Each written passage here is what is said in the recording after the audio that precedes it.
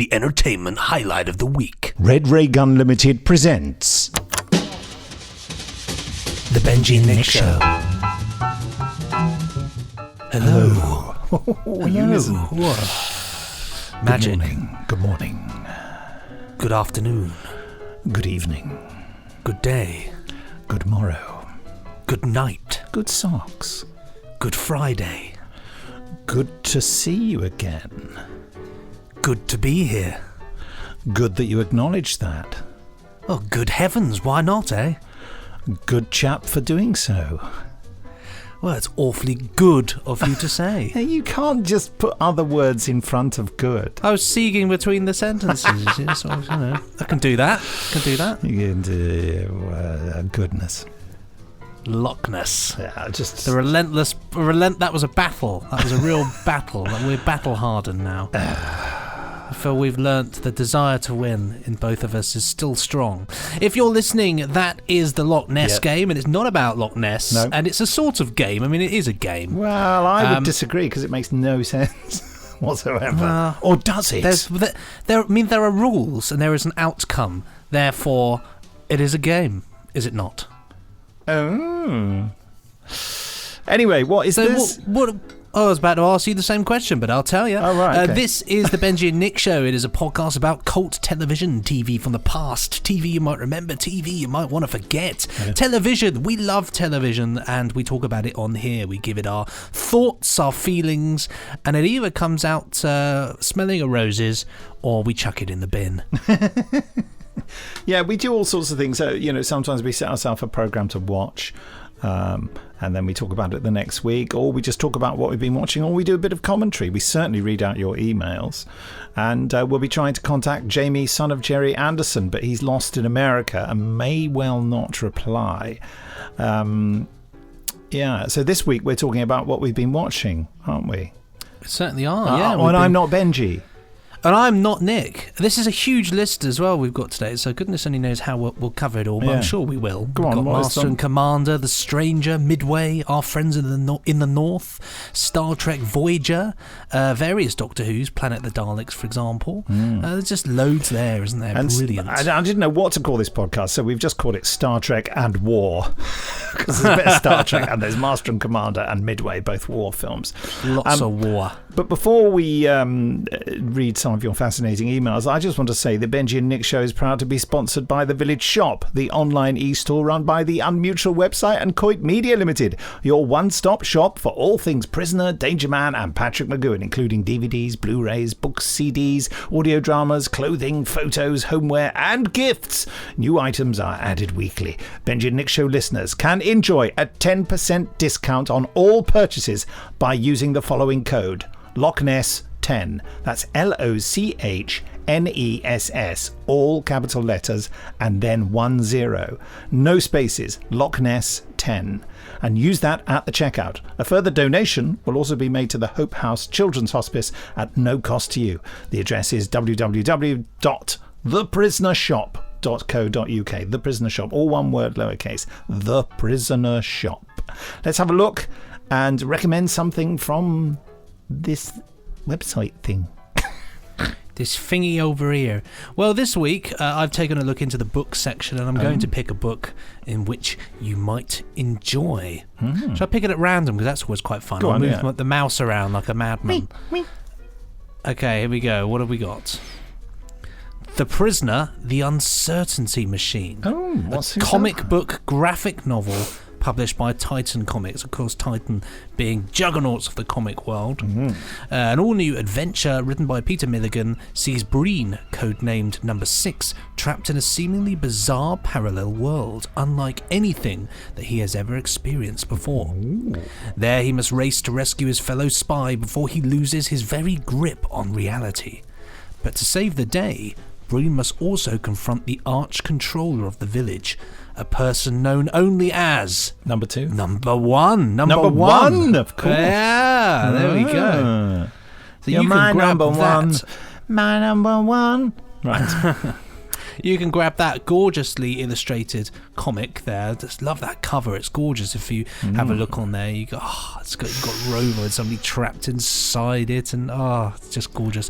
And so if you want to grab that, head over to the prisonershop.co.uk, the Village Shop as it's called, and you can pick that up with a very tasty little discount there, can't they? Well, they can, 10%, yeah. Don't forget Loch Ness 10, Loch Ness 10. And now the emails. Just missed me. Oh, that's lucky, wasn't it? Could have been terrible.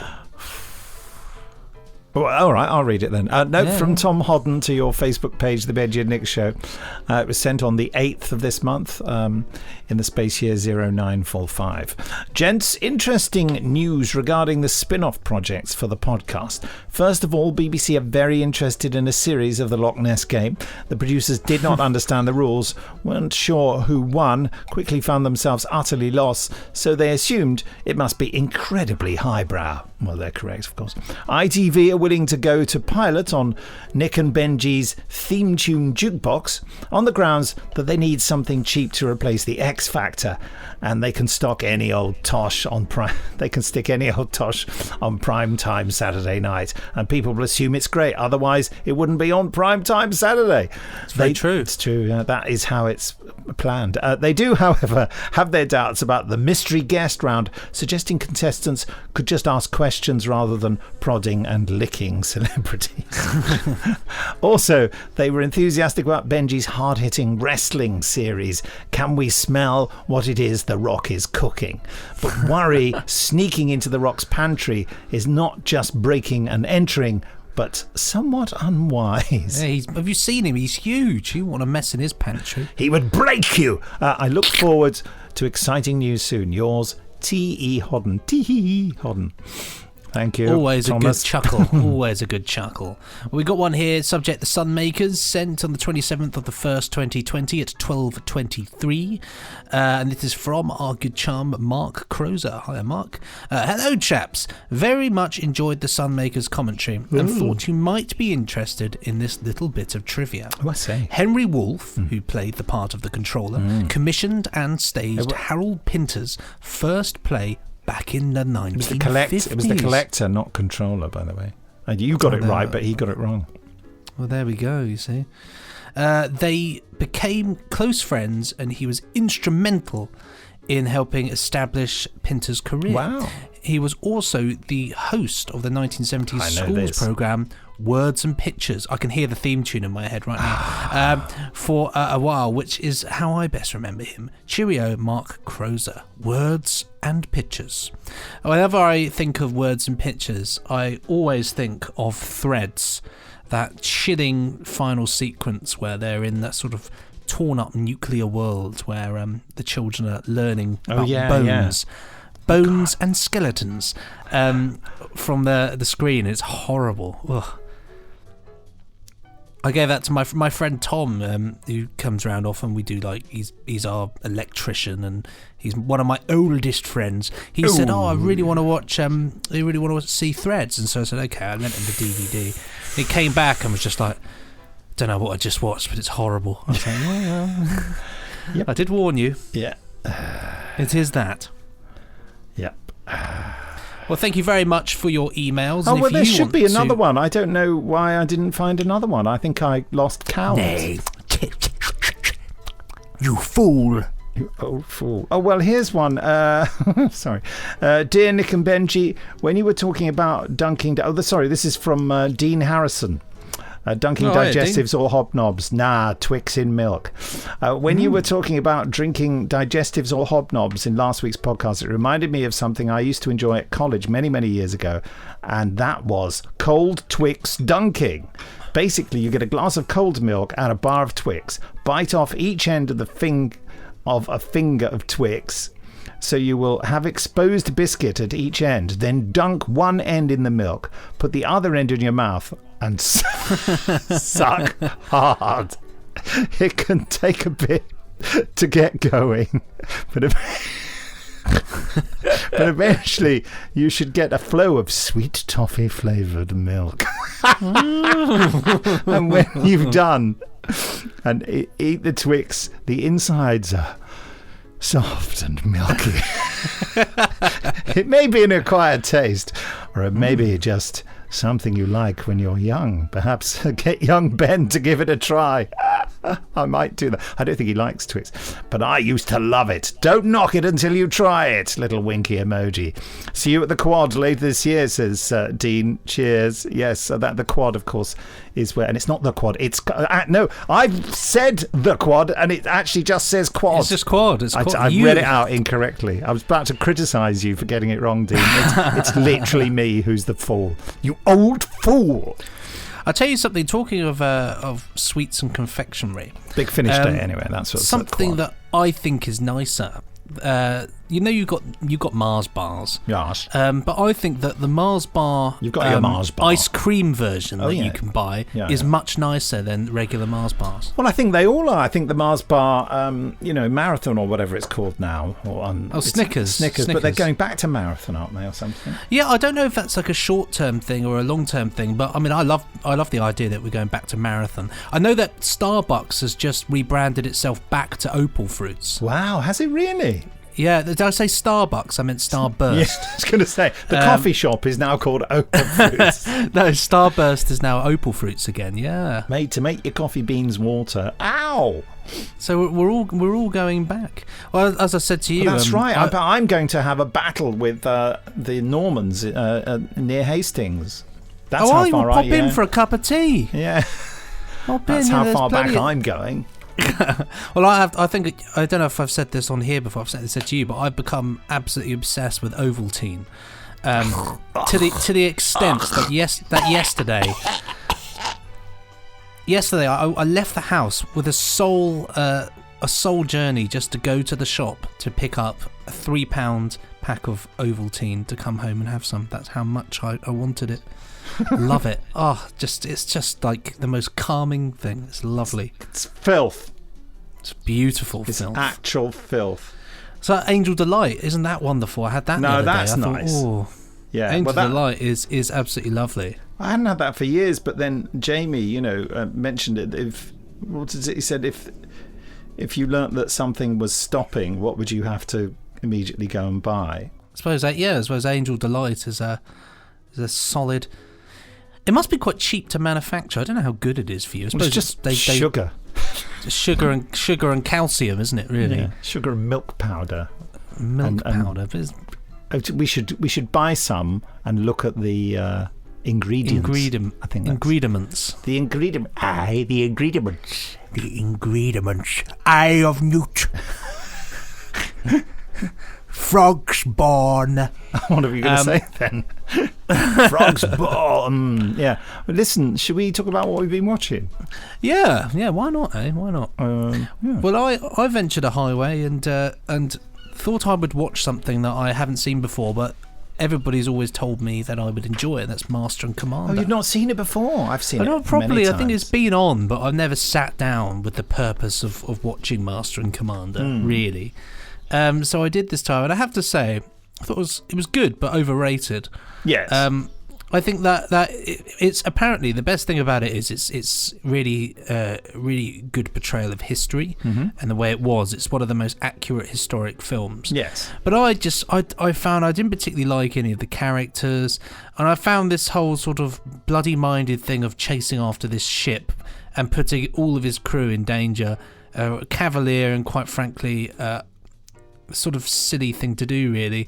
And I don't know, I felt to myself like it went on a little bit, which is a shame, because I absolutely like Hornblower, for example. I absolutely adore and will defend forever, and I think it is just phenomenal television. And I would probably be the first person on the earth to actually say I think Hornblower is vastly superior to Master and Commander. Well, it's a different. It's got largely the same historical setting, but there the comparison ends.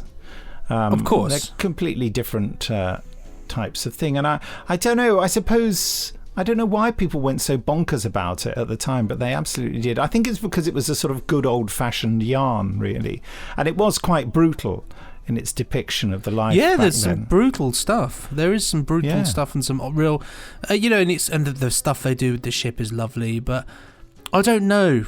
I just felt like it didn't. I felt like I should have liked it more than I did, if that makes sense, really. Maybe you're just in the beautiful. wrong mood. Maybe, I don't know, but I found it was very much an A to B kind of story, you know? It's based on a book, isn't it? I assume so, yeah, I assume so. I wonder who did it.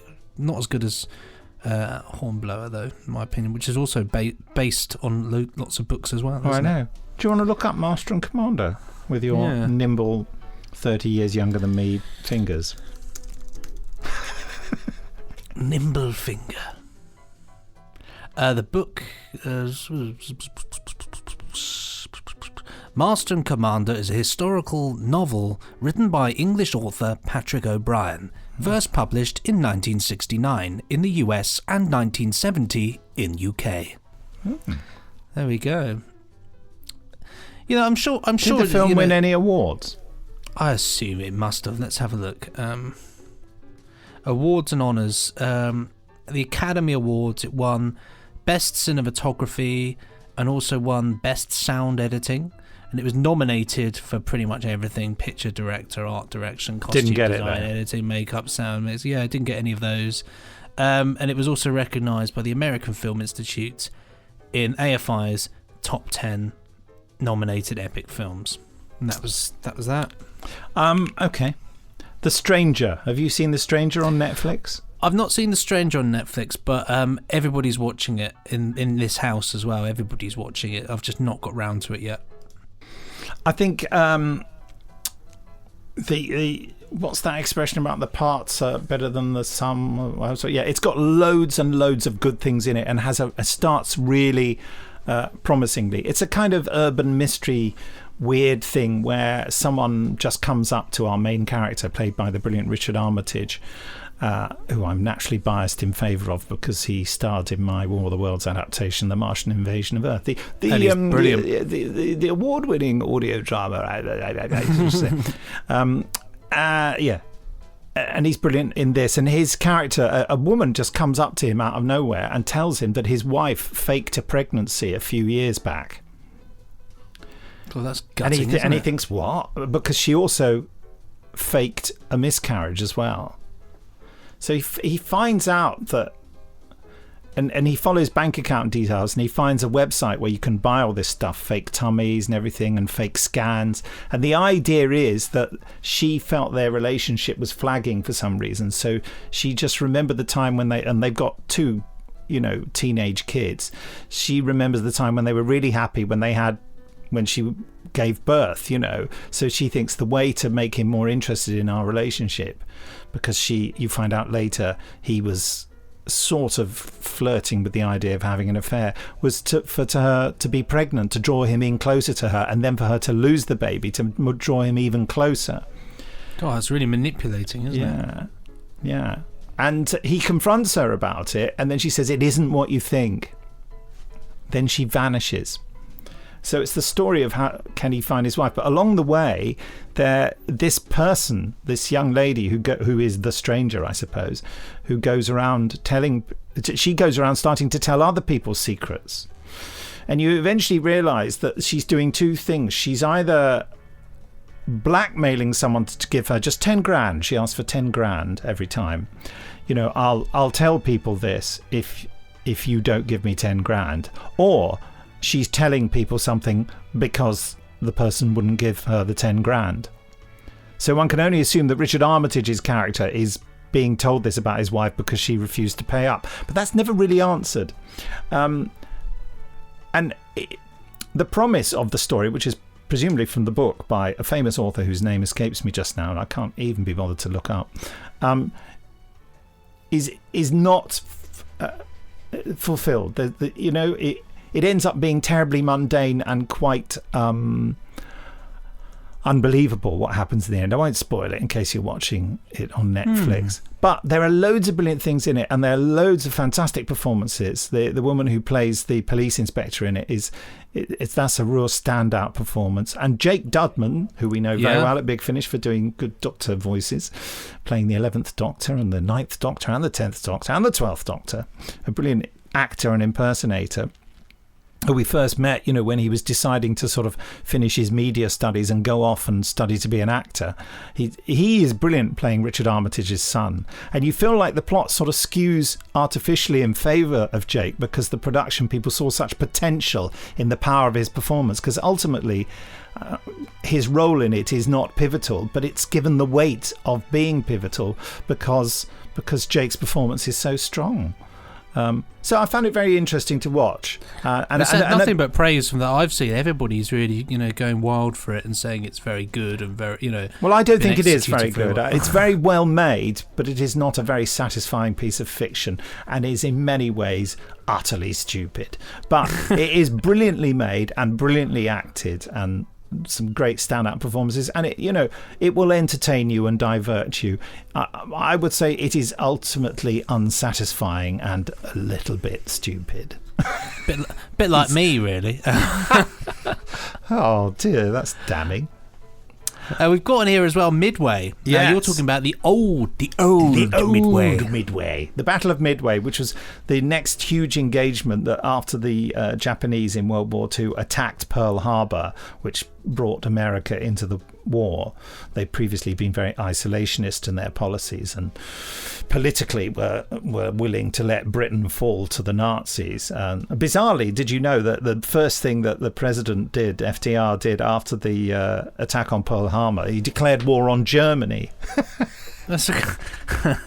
Even though it was the Japanese that the wrong people. You got the wrong people. But Franklin D. Roosevelt was very pro Britain and pro Europe, and I think he did want to join the war. But anyway, blah blah blah.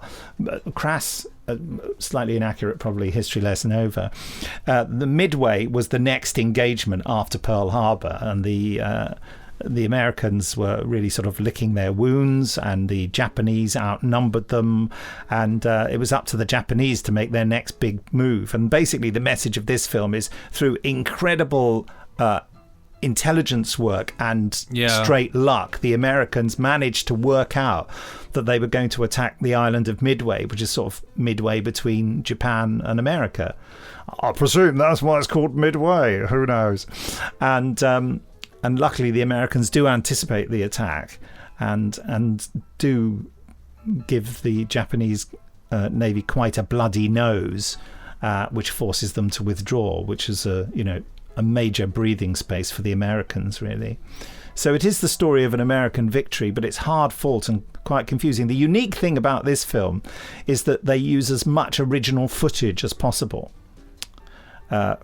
Documentary footage from the time. So of course there's a huge mismatch between the quality, although they've done quite a lot, for back in the 70s, of upscaling the old newsreel footage and presumably colorizing some of it. It couldn't have all been shot in color. And so, but it makes it an interesting piece, and it's got standout performances from Henry Fonda and Charlton Heston, who I could watch walking forever, because Charlton Heston's walk is like a sort of controlled stagger stroke fall. He constantly looks like he's about to fall over, but just keeps going. But I mean, the thing is as well, though, he is one of our best, dare I say, one of our absolute, America's best. Is he English or American? I can't remember. Who, Charlton Heston? He's American. No, talk about I don't know what for some reason my mind went mental for a moment. I can only really compare this to. I've not seen the old one. I've only seen the new one. Yeah, I've not seen the new one. See, the new one was good. I felt like it was very kind of propagandary. It was very like sort of that classic American sort of military war film. Yeah, rather like the original. Yeah, but it was very enjoyable. Is it by the same people who made Pearl Harbor? Yes, I think it. Well, I'll double check, but I think it is. Is it Roland Emmerich or whatever his name is? Who always makes big dumb movies? Midway 2019. Have you died? Sorry, no. I'm trying to find it, but Internet Movie Database has just gone bananas. There we go. This is much easier. Roland Emmerich. Yeah, there you go. Yeah. Now, my favourite Charlton Heston film is it's not the Omega Man, or is it the Omega Man? The one that's basically that film that they've done a million times. That's his best film. But no, I mean, I love a good war film. That's the thing. There's nothing better on a Sunday than watching a good old-fashioned war film. Oh gosh, you're absolutely right. And even some of the ones which are kind of not so well known, they're still brilliant to watch. Like there's one that I watched the other day. Is Paris Burning? Oh, I don't know that. When was that made? 1960s, I think. I'll double check. Is Paris Burning? I've never heard of that. Is Paris Burning? Yeah, it's a film. 1966. Wow. They're all obviously about the liberation of Paris. It's black French and white. resistance. It's a black and white film, but you'd like the trailer actually. The trailer for it's really, really quite something quite special. Yeah, it's a great war film, that one. Who's in it? In that one, it's written by Gore Vidal. Orson Welles. Wow. Kirk Douglas, Gert Frobe.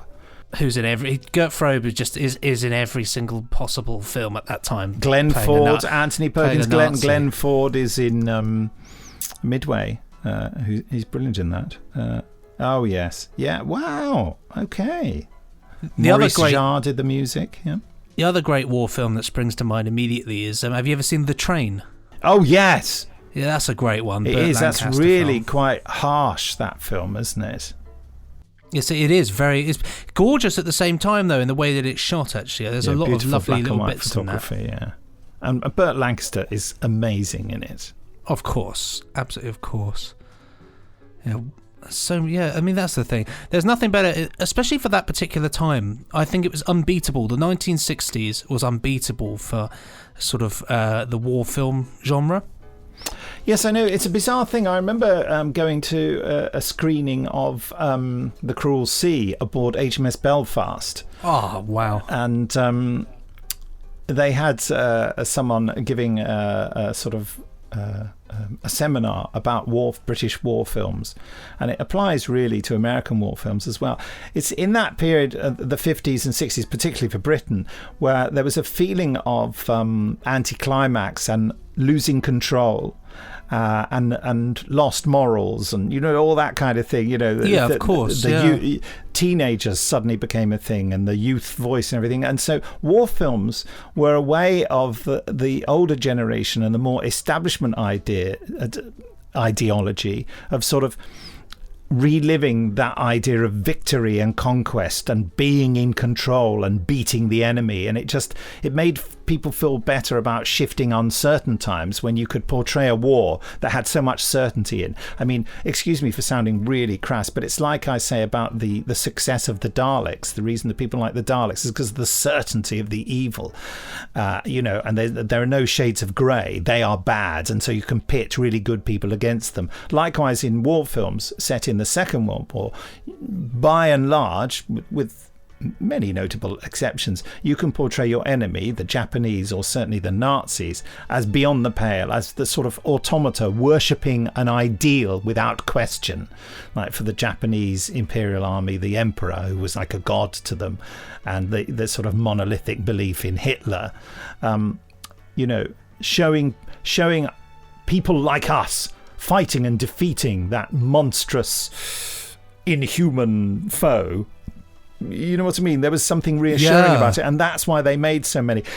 After the 60s, suddenly the mood shifted, or gradually, I should say, and it's certainly in the late 60s, actually, where you couldn't portray war with such certainty because no matter who was right or wrong, who was the winner, who was the loser, people were more preoccupied by the fact that it was just a horrible thing. Yeah, and the Summer of Love, and it was the hippie movement, 1969, comes around, and, very much war is suddenly a bad thing, isn't it? You can't really, with the exception of Roland Emmerich, nobody can really make a war film that glorifies war anymore. You have to make it, and even I'm sure Roland Emmerich has his moments of making a comment about war being terrible, but he's still really making a big, exciting movie, isn't he?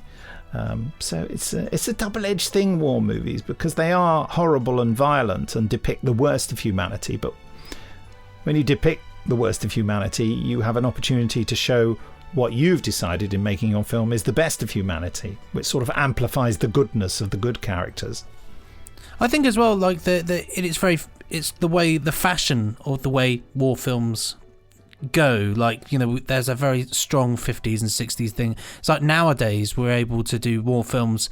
So, for example, for the past 10 years or so, there have been a lot of films which have actually been focusing upon people playing Nazis and playing those and telling the stories of resistance within the German ranks themselves, trying to stop Hitler. And certainly in the last few years, I feel the trend now has gone to very much showing the trauma of war. Oh, definitely. You've got things like Dunkirk and 1917, which really what they aim to do, and it's very clever because both films have done the same thing, which is to get two very, very young boys, young lads which the soldiers were. That's what we forget. Exactly. In a lot of those old war films, the main characters are played by actors who are older than perhaps they should be.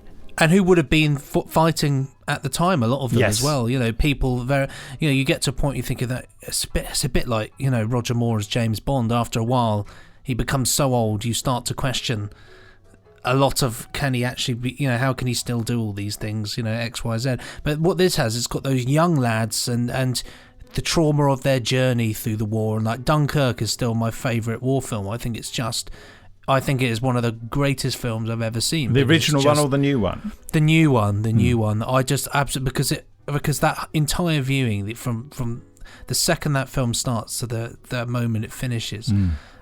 Is just like being there. The trauma of it. It is a great film. Absolutely emotionally just captivates you and also suffocates you in a way, and you feel same with 1917, which I think is fantastic. I must see that. Yes, it's if it's still on at the cinema, you should go, because you have to see it at the cinema. If you don't, you'll regret it. But that's the same. You're on the Western Front, and that's what it's about.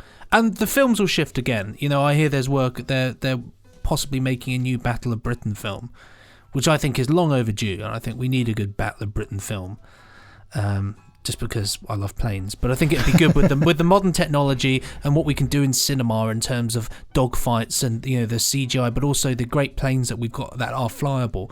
I think there could be something fantastic. And there's something that I'm just going on a massive thing. There's something about the old films that I think we've touched on before that I love, is that they have a great way of uniting cinema from all over the world, in the sense of American actors playing the Americans, English actors playing the English, top French actors playing the French, top Germans playing the Germans. They obviously get a bit of a bad deal out of it, really.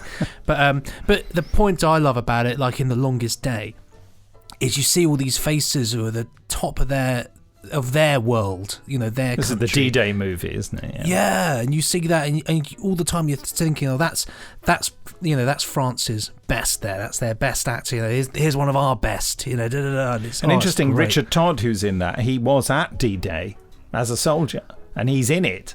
He's that in the movie. must have been traumatic. Going reenacting all those sequences. Oh, he was quite a gung-ho fellow. I worked with him, and he was very He didn't mind. But yeah, there we go. That was the war podcast. That's the war bit. Before we get onto the Star Trek bit, you've got our friends in the North to talk about.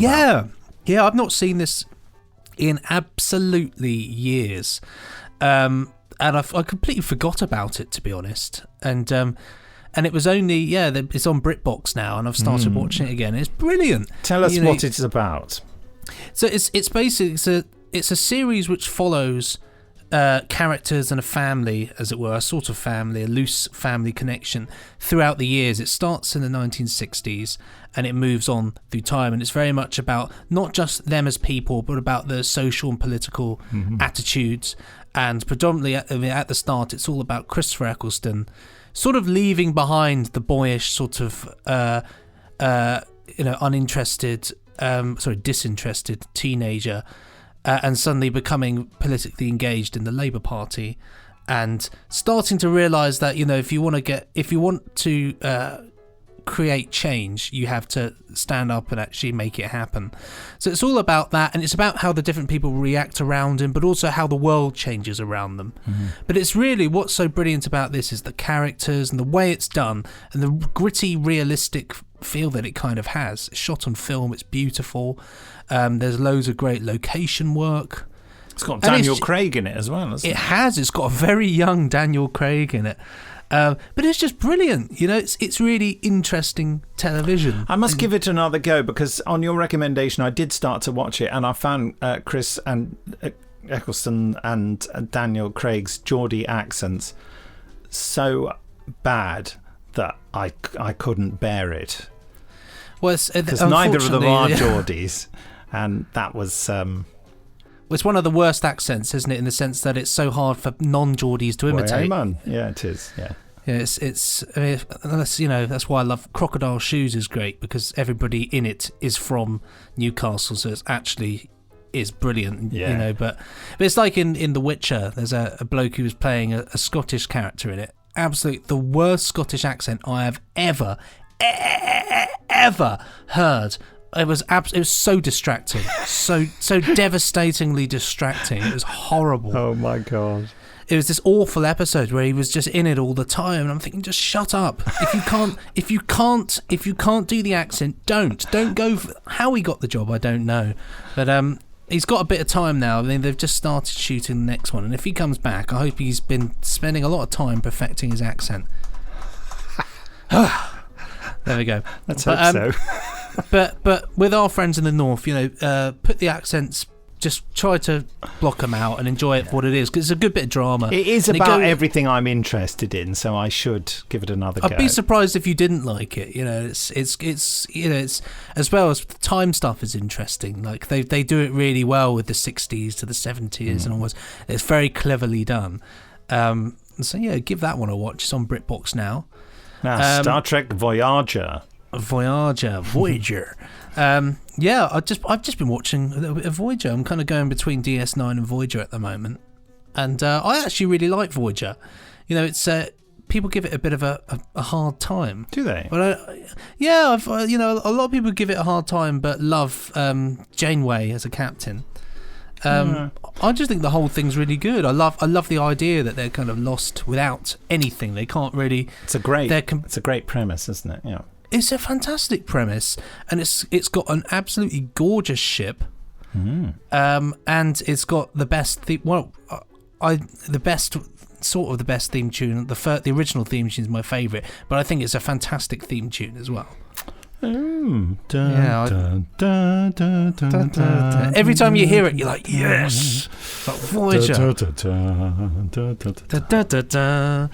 But I think it's a gorgeous ship, and I think it's just done in a great way. And Janeway is a great captain. It was so radical having a female captain. Do you remember? It was like, and they started filming with a different actress who just hated it so much they gave her the boot and got this lady in, Kate Mulrine, is it? No, Mulgrove or something. I can't understand. Mulgrew. Kate Mulgrew. Yeah, and she gives a totally commanding, if you pardon the pun, performance, I think. I remember, I was unlike you, you were probably just an embryo when this started, were you? No, 1995, so I was about 4 or 5. Yeah. Well, I was an old bloke already when this started. And, old fool. And I was a bit sort of, how many more Star Treks are we going to get? Another one. Yeah, I'd already got bored of DS9, which I realise is blasphemy to my dear friend Tom Spilsbury. But don't worry, he's not listening. DS9's so dull. And I thought, and I quite liked it, but it just seemed like it was part of the sort of factory production line of Star Trek. It sort of looked like The Next Generation and felt like DS9. But I watched quite a bit of it off and on, and then just relatively recently, like late last year, I just thought, I just want to find out how it ends. So I just went and watched the ending and really enjoyed the ending. But it doesn't, and we're getting this with Picard as well. It's like, there's a thing about Star Trek that seems to be written into the format of all Star Trek after the original Star Trek, which is that it has to, and excuse me for using a slightly rude word, it has to contain what in Star Trek The Next Generation we all call Geordie bollocks, which is it has to have some big speech about tech about every 20 minutes where people have to go on about pattern buffers and warp coils and stuff. And one of Gene Roddenberry's fundamental things about the first series was that you didn't have to explain technology. We don't explain technology to each other, do we? Largely speaking, we don't say, I'm just going to use this food mixer, which has an electronic motor in it that makes a small device go round and round and round with a mixing application. You just don't do it. And that's why he wanted to give things names like phasers and sensors and deflectors, because you immediately knew what they were. You didn't have to say, this powerful device can deflect any energy beam at a, you do. And then later Star Trek, and that's what Voyager's got a whole lot. And now it's all very clever, and I love all that nonsense science, but I just think, oh, shut up. Find a way of telling a story that doesn't involve so much blatant explaining. However, yeah, lots of fun and a good ending to it. But I can't drum up any real love for Voyager. It just seems a bit plastic and explainy to me. And there are some annoying characters in it. There was that woman who could only live 3 years, and presumably she dies, does she? I've not got that far yet. Is it Neelix is the annoying chef? Yeah, Neelix is irritating. Yeah, well, isn't she the love of his life, but she can only live, her species... Oh, her! Yeah. Does she die after 3 years? Because she's certainly not on the final episode. She must have cocked it at some point. I have to say, in terms of characters, I don't think Voyager's characters are as good as DS9. DS9 has some real, solid, good, straight-off characters that Voyager doesn't really. I don't know. Voyager's good, but... I want to go back to DS9 because of Cisco. Have you seen that film that William Shatner did about the captains? He goes around and interviews all the other captains. I've got it on Blu-ray. Well, you should watch it because the guy who plays Cisco, whose name escapes me just now. Do you remember his name? No. Who plays Cisco? Yeah. Avery Brooks. Avery Brooks, that's right. Brilliant. Avery Brooks largely conducts his interview by playing jazz on a piano. So William Shatner asks him a question and he just goes ding ding ding ding ding ding ding, and Shatner's going and he's going, yeah man, you know where I'm at and all that, and he is just a total, he's a total space cadet. So I kind of love him for that. he is absolutely bonkers. Yeah. But he's I'm surprised did he make it all the way to the end of DS9? I believe so, yeah. I'm surprised that an actor who's that eccentric would put up with that. I suppose he'd signed a deal for 7 years, hadn't he? So he was stuck. He did 7. Yeah, it says here. Yeah, he did 7 seasons. The thing is, though, once it got to season 3, that's when it kind of got its status as being brilliant. Weirdly enough, a lot of Star Trek seems to go DS9, that way. You mean? Yeah, DS9. That by series 3, people are like, it's really good now. I suppose that it all gets cooking, doesn't it, with the Dominion War and stuff. But yeah, they sort of work out how to do it, which is tragic. Why Star Trek Enterprise made it to 3 and then they cancelled it. Yeah, that's true. I mean, you see, controversially, of all those, looking back with all those rebooted Star Treks, Enterprise is actually my favourite. What, above Next Gen?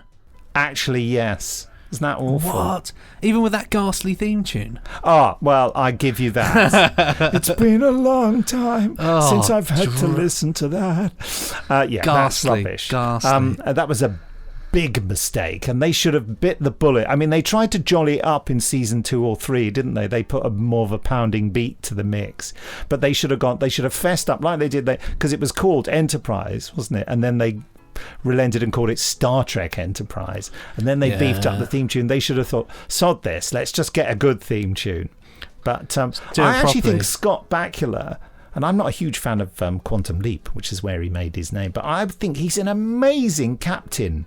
I really sympathise with him. He's he's like a block of chiselled granite, and yet he is absolutely infallible, fallible, and struggles with being sort of unreconstructed, which is totally unrealistic for a man of the future, but there you go. But yeah, I've got a huge amount of respect for Enterprise, which probably means that quite a few people have just pressed stop on this podcast. Yeah, and shoved it in the bin. Delete! Well, it's one of those things. Star Trek is very personal for lots of people, isn't it? Some people just refuse to believe. I mean, I kind of love it all. Some people just refuse to believe that anything happened after the '60s series, and that Kirk is the way. Well, I have some sympathy for that view. I used to be like that until I sat down and just watched pretty much all of the Next Gen. Next Gen is brilliant. Got to series 3 and was like, I love this. This is fantastic, and I didn't want it to end, and then it ended. Yeah. It's got some fantastic things in it, Next Gen. And when it was actually on, and we were getting it sent over from America on VHS tapes. Bad standards conversions. No, actually, we were watching them on multi-standard machines here. It was just, I was having a love affair with it, so it means a lot to me. Next Gen. I just find that when I go back and look at it, I don't much like it anymore. It's funny that time is strange like that. You can just completely shake things up, can't it? Yeah. Yes. It's funny that, isn't it? Well, there we go. There's the Star Trek. Yes. Various Doctor Who's. Have you watched any more Doctor Who on BritBox? Have I watched? No, I've not, and I'll tell you why. Because I've been having a problem with my internet, and for some reason BritBox doesn't want to work on the television. Oh. Use it on your computer then. I could, yeah. I don't even know if it works on the computer. It certainly doesn't work on the on anything. But I mean, what was the last Doctor Who that it says I watched on here? Doctor Who Series 2. Oh, I remember. Yeah, I watched the first episode of. I watched a bit of Dalek Invasion Earth, and I also watched the first episode of the Masters of Earth. We are the Masters of Earth. So good. Brutal. I also watched the Time Meddler as well. Oh, really? I like that story. I find it. I haven't seen that in ages. I find the first episode strangely relaxing. I think it's because it's by the sea. Although it isn't really. It isn't really. It's a studio. But I often forget because I had Dalek Invasion of Earth on DVD when it first came out, and I used to watch it an awful lot, so I really enjoyed it. And then one day a friend came over and just nicked it for whatever reason. It was quite funny because he took the disc and just left the case, and so I never. So you've got the tantalising cover sitting in front of you. I've still got it. That's the funny thing in my DVD collection of Doctor Who. I've still got it there with just no disc. Well, there's 2 discs. There's one missing. I haven't watched it for years, and so it was really nice to kind of go back to it and see it. Yeah. There's lots of bits in it. I love the silver eye stalks. I think they were quite fun. Pointless but fun. I did watch a bit of it the other day. Yeah, just the section where I'd forgotten that the Doctor explains so much about the Daleks being different this time while he's waiting outside the Dalek saucer at the heliport at Chelsea. He goes, those Daleks were blah blah blah blah. So how do you even remember that? You can barely remember what you said a few minutes ago. yes. But there is some lovely stuff in it, and you do get a sense like the Dalek control rooms and stuff. It is awesome. It looks a bit rubbish now, but imagine at the time it's terrible. Seeing it, and it came back really tatty. Yeah. I mean, when they're in that cell and it's clear that there's no wall behind them and that there's there's a Dalek the other side, and they're clearly moving Dalek props around while they're in the cell, because it's like they're in a removal company. There's all this shoving and bashing. All you're missing is people going, to me, to you, to me. It feels cheaper. It's a total cock-up of a production. Whoever directed it did not know what they were doing. Who did direct it? A famous Doctor Who director, isn't it? Richard Martin. Richard Martin. What else did he direct, Doctor Who wise? Let's have a look. He's a very... Go on. He did The Chase as well. Yeah. That's a pile of directed pants. 2 others, The Edge of Destruction, and The Web Planet. Yeah, you see, they're all car crashes, aren't they? I can hear loads of Doctor Who fans throwing things now at their podcast applications, but really, they are not tight productions. They're all a bit lackluster, and the cameras bump into things and people bump it. Now, that does happen in other Doctor Who stories, but I would say that he is not... The Web Planet in particular looks very studio-y. His direction is like sports coverage. Yeah, so we use the word unsophisticated. Yeah, he basically gets the actors to do stuff and vaguely points the cameras at them and kind of follows them around. You don't feel like he had a shooting script. Of course, he had to have done, but it's like when Douglas Camfield, sorry to be cliched, was directing that stuff, you really felt he was pushing the medium of studio recording to the limit, wasn't he? And you think, my goodness, oh my God, you decided to cut from the sun in the sky to the reflection of light on a Dalek's dome and then pull back from that.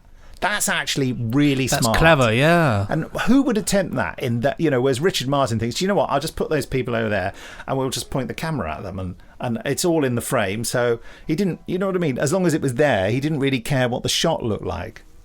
He's probably listening to this and is absolutely appalled. I know he's a very nice old gentleman. He is still alive, isn't he? That's a good question. I've certainly seen him interviewed. Yes, he's still alive. Yes, still alive. Born 3rd of January 1935. Oh, he's younger than my mother, so he's in his late 80s. Yeah. Anyway. Yeah, I mean, that's the thing. I will say that actually his work on The Chase is probably his best bit of work. There are some nice moments in The Chase. Yes. Especially like that wonderful sequence of the Daleks when they all lift their guns up at the same time. Oh yes. And and the stuff with the mechanoids, I think that's quite. And who can forget the Daleks queued up in the jungle, and one of the Daleks in the queue is in fact a camera. And it's not for quite some time that the camera operator realises he's in shot and moves out of the way. You think, wow, no. That was broadcast. Yeah, it's incredible, isn't it? It's a new kind of Dalek. It's camera shaped. Yeah, they bring it along. It's like the Nazis. They just love to film themselves doing things. It's the special weapons camera Dalek. With a man on it. Well, of course, I watched recently Planet of the Daleks, which is the Terry Nation's greatest hits. With Wester. 1973. John Pertwee, Katie Manning. And directed by a really stalwart, reliable director of 1970s and 1960s Doctor Who, David Maloney, wasn't it? Yep, a classic. He knows what he's doing, and he always has to cast Bernard Horsfall in everything he does. But you know what? Damn good choice in this case, because he's great as Taran. I love this story. I absolutely love this story. It's up there. Death to the Daleks is probably my number one in terms of my favourite. But Planet of the Daleks is pretty much neck and neck because I love it. I just love it as well. It's just so you can really hear the cogs of the plot working. I love it. The Daleks are already looking really tatty. Oh, they look awful. And there are some new, because they built some new ones for this, didn't they? And then made them look awful too? What? And then there was this weird sort of thing of like, they're real mishmash Daleks, aren't they? They're really sort of, these ones are painted this colour. Yeah, they're all slightly, there's one bluish, one blackish, one dark bluish. The one that they painted included over the iris. They just shove that in the background anyway. It's just like back in there. They're just like, well, he's blind, but we'll stick him in the corner and he can still he'll contribute. I see, the one that the Doctor sprayed paint on when it was invisible. Yeah. Yes, you have to explain for the listeners, Benji, just in case. There's a great video somewhere I have to find it, we made years ago of this sort of Dalek in the background of the shot. And there's the two Daleks are talking and it's just the same shot it goes on for about a minute and a half, and the camera just zooms into the static Dalek in the background, and it's just what he's thinking, and he's just there. He doesn't really sound like a Dalek. He sort of just sounds like a bloke, I just with him just going, I wonder what I'm having for lunch tomorrow. Now we could have the casserole, or maybe we won't have the casserole. I don't know. Maybe I'll do that later. Because it just doesn't move, doesn't do anything. No. And they used to call them goons, didn't they? The goon Daleks, yeah that's right. They're falling in the water. What was the other thing that's interesting about the Daleks in this story? The fact that the Dalek operation in this story is darn poor. there's a lot of Daleks walking along, gliding along, and sort of just looking up over their shoulder. And when that Dalek is escorting, there's that long sequence of the Dalek escorting the Doctor down into the lower levels to stick him in a prison cell with someone else who he can cook up an escape plan with. I know exactly what you're going to say. It whacks into the door. Yeah, it's eye stalk, wax. It looks at the wall and then whacks its. You just think, was that not worth a bit more rehearsal, a bit more planning? Or did they say, oh, well, you're a Dalek, just do a thing? And they said, yeah, boss, I'm all right in here. That's also, although the Dalek voices are pretty marvellous. They're my favourites. There's an awful lot of modulated breath, isn't there? So, they're sort of like, very much so, yeah. And then they sort of go, you hear, there's a lot of Roy Skelton in particular. I don't think it's very much a lot of pressing up like that, isn't it, in this one especially? It's really noticeable. Yes, Roy Skelton's breathing very heavily onto the mic.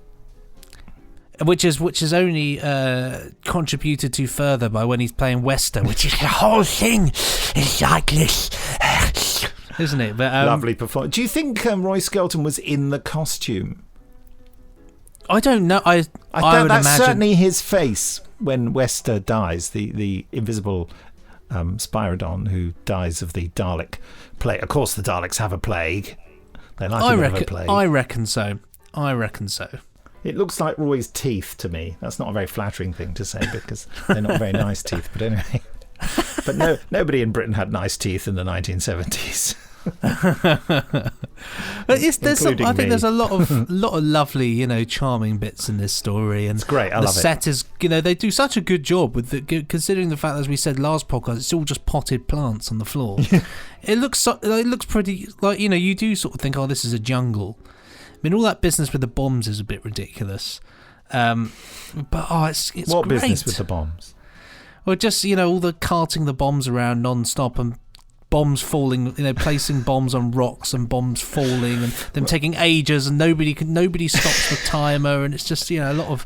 This was very much written as week by week exciting stuff, wasn't it? You know what I mean? Very much it does so. not bear watching all in one. Well, it does because we're mad fans, so obviously. But watching it all in one it go all now. Well, absolutely. I'm going to go and do it at the moment I press stop.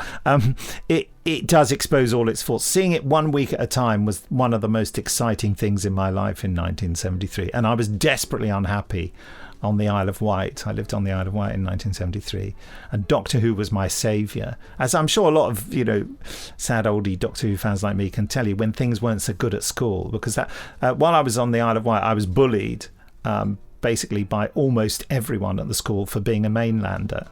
I've told you, haven't I? My first day at school, the entire school chanted abuse at me, and the teachers all turned their backs and looked in the other direction while I was victimised by the entire school. It was quite remarkable. I'm glad to say that school's closed down for failing. I was very pleased to see that. So things like this were incredible to me. Doctor Who became more important to me because that programme was my friend in a very hostile environment. And by the way, I do love the Isle of Wight. I often go and visit. It's a lovely, lovely place. Just in case anyone from the Isle of Wight's listening and is upset about I can only tell you what happened to me at school, and maybe you can draw the conclusion that I was just a very irritating child. I deserved to have my life made a misery. And maybe you're listening to this now and thinking, he is irritating, and I would like to make his life a misery now. Hold on, I can hear them chanting again. Benji, I can hear them chanting. I'm changing. That's right. They were Exilons. It was the priest all along. Bilal was nice to me though. It's a comforting show, Doctor Who. Classic series for me, especially. The same as you. I've felt, and I still do, if I'm feeling rubbish or if I feel sad or if I just want to comfort, I can think of nothing better when it's dark on a Sunday outside and you sit on the sofa and just watch a bit of old Doctor Who, and it's just lovely.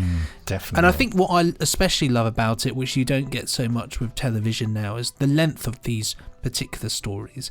Planet of the Daleks, Genesis of the Daleks, or the Dead Planet, depending. But I have a real affinity to Dalek stories because they were so exciting. As I'm sure you're. Well, I mean, of course, preaching to the choir here, mate. Yeah. Yeah, you know. But for me, the Daleks were the real thing for me. But there's just something. They're so long, and it feels like an actual adventure because you're there, and all the mundane things like having to go back through the jungle to get back to the Daleks' base. Let's go back again. But all that is somewhat exciting because you kind of feel like in the original Daleks when they have to go back to the city, and there's like a whole episode of just going back.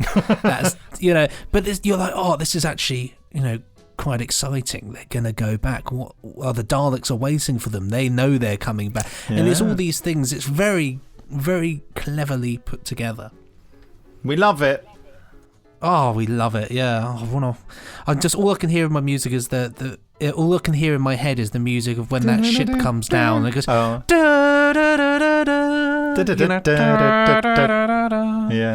Oh. And of course, I'm just about to start doing the music for a Big Finish story called Poison of the Daleks. I cannot wait. Are you gonna do full? I'm going to do full whatever my meagre talent will allow me to do. If it's hitting on a xylophone with a trombone, then so be it. Yeah, brilliant, Nick. Well done. That's very good. Yeah, well done. I like that. Put that through a flanger. You got yourself a clanger. A flanged clanger. A flanged clanger. And if you've been affected by any of the issues raised in this podcast, I would like to send away for a free flanged clanger. Good luck to you. Well, quite. I mean, it's been a monster of a podcast, this one. So we've got to see whether Jamie Anderson is available. Yeah, phone old Janice Anderson and find out. He's in Miami.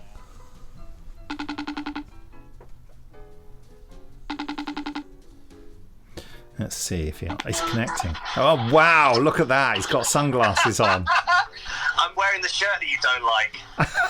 Why don't I like that shirt? There's Stu in another shirt you won't like. Hello. Hi, Stu. Why don't I like that shirt? You make it sound like I have some interest in your wardrobe. Because I wore it when we were recording Space 1999, and then I changed the shirt the next day, and you said, "Thank God you're not wearing that horrible shirt." You that beast, gives me Briggs. confidence that you don't like it. Wow, I don't. The careless, thoughtless things I say. Yeah, it really hurt. Tell me what's happening. You look so. So I'm not concerned. Tell me what's happening in Miami. It looks so glamorous and high flying, and Well, we're on South Beach, not far from Ocean Drive. We have just had a disgusting waffly breakfast with eggs and bacon and maple syrup and stuff. And we just finished a meeting. We just got some good news, and now we are in a black Mustang, about to go. This is where it drops off, being cool. About to go and buy some presents for Stu's children. But they'll be fantastic presents. I just want to show you what the weather looks like here.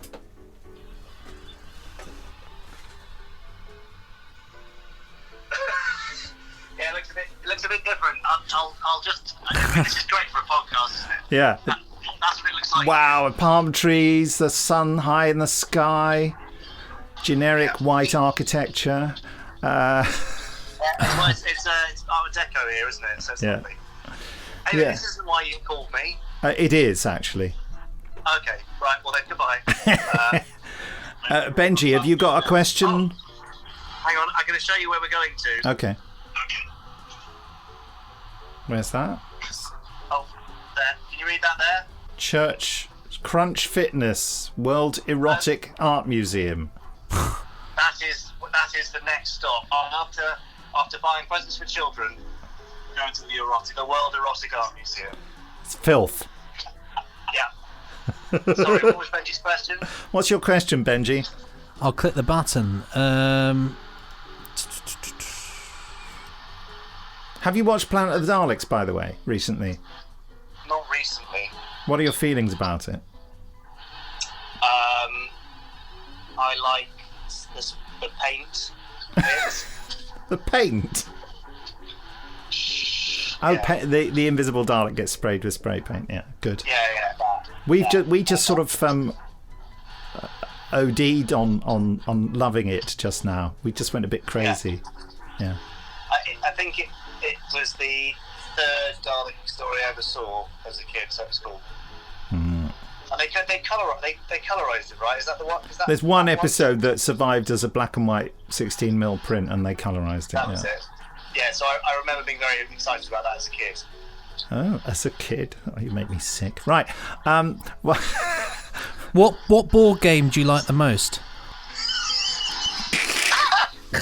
This is Jamie's reaction to every question. Everyone, yeah. It's so random and weird. I've got a good answer. Yeah, I'm not a huge board game fan, but probably Cluedo if I had to. Cluedo? Oh. Yeah, I quite enjoyed Cluedo as a kid. I'm a dreadful father because I hate board games. I hate them. Right. I hope that wasn't too much of an overreaction. Great parenting. Well, why don't you get Cards Against Humanity and play that with your son? What's that? It's a game where you get a statement card with a gap or two gaps in it, and you get a random group of answer cards, but all the answers are obscene, filthy, and highly offensive. They really are. In the most hilarious way possible. A bit like most of our conversations. or Exploding Kittens. Oh. Exploding Kittens is good. My favourite's Risk. I've never played it. It's a good game. Good game. Brings out the best and worst in people. But mainly the worst. Well, Exploding Kittens, yeah, that's very difficult, the rules, because my son was trying to explain them to me. I'd lost interest. My 6-year-old. Stu's 6-year-old can play it, so... I am more stupid than your 6-year-old, Stu. Yeah, there you go. That's confirmed on this podcast. So is Stu. Everyone is.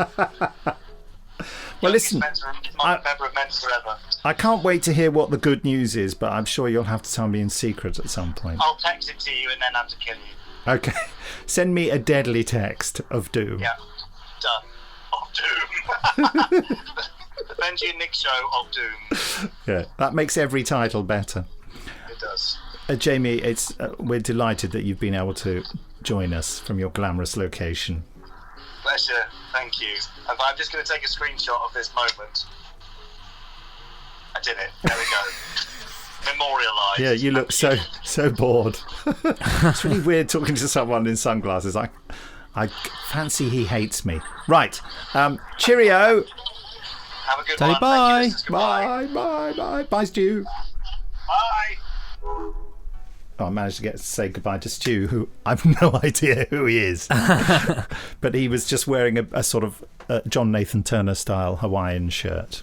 Well, he's got to be a cool guy then, hasn't he, really? I forgot to ask Jamie what we should do next week. What should we do next week? I suppose another Doctor Who commentary is on the cards, is it not? Well, the next episode of The Sunmakers? Yeah, I guess so. Or should we get something else cooking? In like what? Like Planet of the Daleks, episode 1. I'd love to do Planet of the Daleks, episode 1. Oh, I'd love to. Yeah, I really would, actually. That was such a lovely moment where you just realised how much you'd love to do that. Yeah. I've got an idea. Why don't we put it to a quick social media vote? Okay. On your social media page, which gets a lot of people. If people would like us to continue the journey of the Sunmakers... Is this on Facebook or Twitter? Facebook, I guess, would probably be the easiest. Yeah, or you could do Twitter. We can do it, whatever one has got the best or biggest group of people. Whether we continue the Sunmakers or whether we break all the rules and go straight to Planet of the Daleks. Okay. I think that's quite exciting. It is. And on that bombshell, just like to say, don't forget to keep writing into podcast@nicholasbriggs.com. Well, it's been a pleasure. We're close by the microphone now, nice and comfortable. So for all of you people listening, I hope you've enjoyed the podcast, and it's goodbye from me. And it's sucking milk through a Twix from me.